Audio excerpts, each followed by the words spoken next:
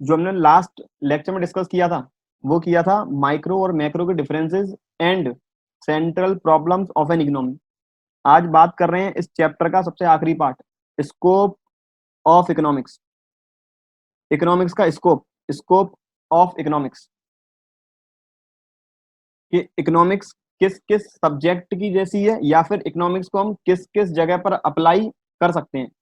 पहला जो है वो है इकोनॉमिक्स एज अ साइंस, या फिर इकोनॉमिक्स एक विज्ञान है। अब साइंस क्यों है?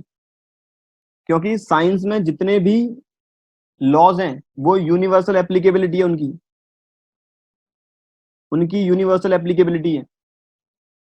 अगर कोई एप्पल अमेरिका में ऊपर से नीचे फेंकेगा, छत से यदि एप्पल गिराएंगे, सेब यदि छत से नीचे फेंका जाएगा नीचे ही आएगा, अमेरिका में भी और इंडिया में भी। तो इसका मतलब यूनिवर्सल एप्लीकेबिलिटी है। सेम वैसे ही इकोनॉमिक्स के अंदर जो हम पढ़ेंगे लॉ ऑफ डिमांड, यदि लॉ ऑफ डिमांड कहता है कि प्राइस कम होगी तो डिमांड इंक्रीज होगी, सेम इंडिया में भी डिमांड इंक्रीज होगी, अमेरिका में भी डिमांड इंक्रीज होगी। मतलब लॉ ऑफ डिमांड हर जगह काम करेगा। इसीलिए इकोनॉमिक्स को साइंस का नाम दिया गया है, इकोनॉमिक्स एक विज्ञान है। पढ़ें, science in an organized branch of knowledge that analyze cause and effect relationship. एक वर्ड लिखा है cause and effect relationship, cause and effect relationship. इसका मतलब क्या है? कॉज का मतलब होता है इवेंट, कॉज मतलब इवेंट, इफेक्ट मतलब रिजल्ट। कॉज का मतलब है इवेंट और इफेक्ट का मतलब है result.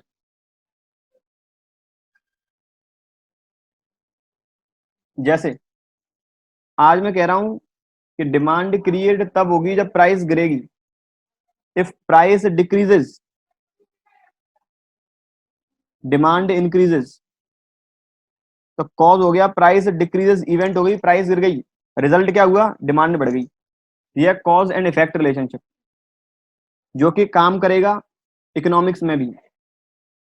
It can also said that economics helps in integrating various sciences such as mathematics, statistics, etc. जैसे गणित में फॉर्मूले, स्टैटिस्टिक्स में फॉर्मूले हैं, सेम वैसे ही फॉर्मूले इकोनॉमिक्स के अंदर हैं। या फिर हम कह सकते हैं जो भी यूनिवर्सल एप्लीकेबिलिटी मैथमेटिक्स की है, स्टैटिस्टिक्स की है, या फिर साइंस की है, सेम वही यूनिवर्सल एप्लीकेबिलिटी इकोनॉमिक्स की है। यूनिवर्सल एप्लीकेबिलिटी का मतलब है, यूनिवर्सल मतलब ब्रह्मांड, एप्लीकेबिलिटी मतलब अप्लाई करना पूरी दुनिया में। लॉ ऑफ डिमांड यदि इंडिया में उसका इफेक्ट वही है, अमेरिका में भी इफेक्ट वही होगा। सब जगह लॉ ऑफ डिमांड का इफेक्ट एक जैसा रहता है। साइंस के जितने भी लॉ हैं, जैसे न्यूटन के लॉ हैं, वो दूसरे कंट्री में भी सेम वैसे ही अप्लाई होंगे, इंडिया में वैसे अप्लाई होंगे। उसे बोलते हैं यूनिवर्सल एप्लीकेबिलिटी। इंडिया में भी 2+2 जोड़ेंगे 4 आएगा, अमेरिका में भी 2+2 जोड़ेंगे 4 आएगा। ये यूनिवर्सल एप्लीकेबिलिटी है। Which identify the relationship between price, demand and supply and other factors. तो इसका मतलब जो price, demand, supply and other factor के बीच में रिलेशन रहेगा वो हम पढ़ेंगे इकोनॉमिक्स के अंदर। जो पढ़ेंगे हम लॉ ऑफ डिमांड या फिर लॉ ऑफ सप्लाई वाले चैप्टर्स में जो आगे डिस्कस करेंगे। इकोनॉमिक्स इसके अंदर दो कैटेगरी में डिवाइड हो गई है, एक तो पॉजिटिव इकोनॉमिक्स और एक नॉर्मेटिव इकोनॉमिक्स। जो स्कोप है एज अ साइंस वो पॉजिटिव और नॉर्मेटिव दो कैटेगरी में डिवाइड हो गई है। पहला है पॉजिटिव इकोनॉमिक्स। पॉजिटिव इकोनॉमिक्स कहता है कि जो भी हम रूल्स एंड रेगुलेशंस या फिर जो भी हम डेटा कलेक्ट करेंगे इकोनॉमिक्स के अंदर, इकोनॉमिक्स के अंदर जो भी मैं डेटा कलेक्ट कर रहा हूं, चाहे वो क्वांटिटेटिव फॉर्म में है या क्वालिटेटिव फॉर्म में है। क्वांटिटेटिव फॉर्म में मतलब संख्या के फॉर्म में, कि इंडिया के अंदर आज जनसंख्या 135 करोड़ है, ये क्वांटिटेटिव फॉर्म है। इंडिया में most of the people middle class family से बिलोंग करते हैं, ये क्वालिटेटिव फॉर्म है। तो पॉजिटिव इकोनॉमिक्स के अंदर केवल हम वही डेटा डिस्कस करेंगे जो वेरिएबल के फॉर्म में होगा। It is also known as positive science which focus on the relationship between two variables. हमेशा ये फोकस करेगा वेरिएबल के ऊपर। वेरिएबल मतलब क्वांटिटी, वेरिएबल मींस क्वांटिटी। लिख लिया करें यहाँ पे, जो भी कोई पॉइंट आता है या फिर जो भी कोई वर्ड आता है हैवी, भारी वाला, उसका मतलब लिख लिया करें, वेरिएबल मतलब होता है quantity.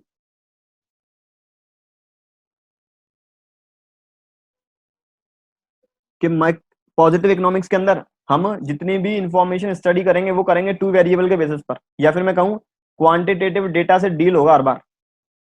We can say that it doesn't lead to any value judgment. अब यहाँ पर वैल्यू जजमेंट का क्या मतलब है? आज इंडिया की जनसंख्या 135 करोड़ है तो है, इस पर कोई भी वैल्यू जजमेंट नहीं है। अब मैं ये कहता हूँ कि इंडिया में मोस्ट ऑफ दी पीपल हैं वो मिडिल क्लास फैमिली से बिलोंग करते हैं, ये मेरा ओपिनियन है। अब जितनी भी ओपिनियन होंगी उतनी वैल्यू जजमेंट होंगी। कोई आदमी कह रहा नहीं most of the people poor हैं, कोई कह रहा नहीं मोस्ट ऑफ द पीपल। तो जो भी हम पॉजिटिव इकोनॉमिक्स के अंदर स्टडी करेंगे सारी इंफॉर्मेशन स्टडी होगी क्वांटिटेटिव फॉर्म में, और जब भी क्वांटिटेटिव रिजल्ट्स अवेलेबल हैं तो वहां पर कोई भी वैल्यू जजमेंट पॉसिबल नहीं है। वैल्यू जजमेंट का मतलब अलग अलग लोगों की अलग अलग ओपिनियन, ओपिनियन केवल तब होगी जब क्वालिटेटिव रिजल्ट अवेलेबल हो। मैं कह रहा हूँ आज कि कोई प्लेयर है बहुत अच्छा क्रिकेट खेलता है, अब ये मेरी पर्सनल ओपिनियन है कि वो अच्छा क्रिकेट खेलता है, तो इसका मतलब ये क्वालिटेटिव इंफॉर्मेशन है। सचिन तेंदुलकर ने एक मैच में 100 रन बनाए। अब 100 रन बनाए, पॉजिटिव इकोनॉमिक्स की क्वांटिटेटिव डेटा अवेलेबल है। अब मैं ये कहता हूँ कि सचिन बहुत अच्छा खेला, ये मेरा ओपिनियन है। कुछ कहेंगे कि सचिन की रन रेट, रन बनाने की स्पीड बहुत धीरे थी, वो दूसरों की ओपिनियन है। पॉजिटिव इकोनॉमिक्स में कुल मिला के जो भी हम स्टडी करेंगे, पहली बात वेरिएबल की करेंगे, दूसरी बात कोई भी वैल्यू जजमेंट अवेलेबल नहीं है, और तीसरी बात it deals with the fact and figure which depends upon the numerical data. यहाँ पर हम फैक्ट एंड फिगर्स की बात करेंगे।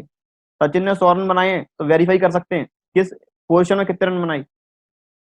Fact and figures will be dealt with and these also can be verified.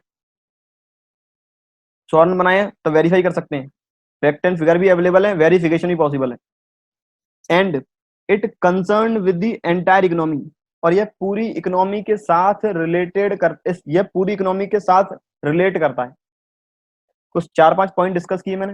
पहला पॉइंट था दो वेरिएबल के बेसिस पर स्टडी होगी, दूसरा पॉइंट था वैल्यू जजमेंट पॉसिबल नहीं है, तीसरा पॉइंट था फैक्ट एंड फिगर्स अवेलेबल है, चौथा पॉइंट था न्यूमेरिकल डेटा वेरीफाई हम कर सकते हैं, और पांचवा पॉइंट है कि यह रिलेटेड है पूरी इकोनॉमी के साथ, एंटायर इकोनॉमी के साथ। ये पॉजिटिव इकोनॉमिक्स है। नॉर्मेटिव के अंदर अब देखा normative economics, normative is also known as normative science which is related with opinion. नॉर्मेटिव में ओपिनियन है, सचिन तेंदुलकर ने मैच खेला है, अच्छा खेला बुरा खेला, ये ओपिनियन है। कुछ कहेंगे अच्छा खेला, कुछ कहेंगे बुरा खेला, तो इसका मतलब यदि ओपिनियन है तो वैल्यू जजमेंट भी होगी, ओपिनियन है तो वैल्यू जजमेंट भी होगी, जिसका मतलब है व्हाट आउट टू बी, अब क्या होना चाहिए, जो रिलेट करता है इस प्रॉब्लम का सॉल्यूशन क्या है।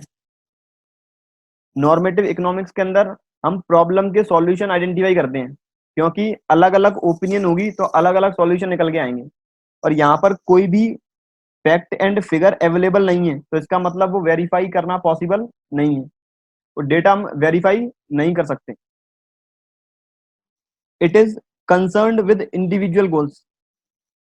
नॉर्मेटिव इकोनॉमिक्स रिलेट करती है इंडिविजुअल गोल के साथ। इसका मतलब जो पॉजिटिव है वो एक मैक्रो का कॉन्सेप्ट है और नॉर्मेटिव माइक्रो का कॉन्सेप्ट है, क्योंकि नॉर्मेटिव में जब भी मैं बात करूंगा एक इंडिविजुअल गोल को लेकर करूंगा कि इस व्यक्ति की क्या ओपिनियन है, इस व्यक्ति की ओपिनियन सही है या गलत है, अब आने वाले टाइम में क्या होना चाहिए। Also consider policies for the completion of these goals. इसके अंदर पॉलिसी भी बताएंगे कि हमें यदि कोई प्रॉब्लम इकोनॉमी के अंदर कोई प्रॉब्लम आ रही है इंडिविजुअल बेसिस पे, तो वो प्रॉब्लम दूर कैसे होगी, उस प्रॉब्लम का सॉल्यूशन क्या होगा। जबकि पॉजिटिव के अंदर कोई भी प्रॉब्लम सॉल्व अवेलेबल नहीं है, केवल फैक्ट एंड फिगर्स अवेलेबल हैं जो हम वेरीफाई कर सकते हैं। इसके बाद इकोनॉमिक्स एज एन आर्ट। अब आर्ट का मतलब क्या है? आर्ट का मतलब है रूल्स एंड रेगुलेशन अप्लाई करना ताकि टारगेट को टाइमली अचीव किया जा सके। Art means application of rules and regulations for that target is achieved with in time. Rules and regulations का एप्लीकेशन, ताकि एक बिजनेस के जितने भी, एक बिजनेस का जो भी मोटिव है या फिर एक इकोनॉमी के अंदर जितनी भी एक्टिविटीज हैं, उन एक्टिविटीज से प्रॉब्लम दूर कैसे हो, उन एक्टिविटी से इकोनॉमिक प्रॉब्लम है कि रिसोर्सेज कैसे यूटिलाइज करें, कितनी मात्रा में यूटिलाइज करें, वो प्रॉब्लम सॉल्व कैसे हो। यदि आर्ट, यदि हमें एप्लीकेबिलिटी ऑफ रूल्स प्रॉपर पता है तो वो प्रॉब्लम जल्दी सॉल्व हो जाएंगी। Art means application of rules and regulations for target to be achieved. There are various economic activities that is consumption, distribution and production. तीनों एक्टिविटी पहले पढ़ चुके हैं। So for solving the problems of an economy, these activities are performed in an organized manner as per the rules and regulations. तो art इसीलिए, art का मतलब होता है जितने भी rules and regulation proper apply करना। अब इकोनॉमिक्स के अंदर भी काफी रूल्स एंड रेगुलेशंस हैं कि हम रिसोर्सेज का ऑप्टिमम यूटिलाइजेशन कैसे करें ताकि रिजल्ट मैक्सिमम गेन कर सकें। लेमैन लैंग्वेज में, मेरे पास जितना भी पैसा है, इकोनॉमी के अंदर जितना भी पैसा है, उस पैसे का इस्तेमाल किस तरीके से करें ताकि जितने भी लोग हैं वो एसेंशियल आइटम परचेज कर पाए, जो लोग लग्जरी आइटम परचेज करना चाहते हैं वो लग्जरी आइटम परचेज कर लें, तो वो सारी प्रॉब्लम्स दूर हो जाएं। और प्रॉब्लम्स दूर पॉसिबल तभी है जब rules and regulations proper apply होंगे, और rules and regulations proper apply तब हो पाएंगे जब हमें आर्ट की नॉलेज हो। तब आर्ट मीन्स एक इमेजिनरी माइंड, माइंड में स्किल्स या फिर थिंकिंग पावर बहुत जरूरी है। तो इसका मतलब इकोनॉमिक्स एक आर्ट भी है। ये था चैप्टर नंबर फर्स्ट।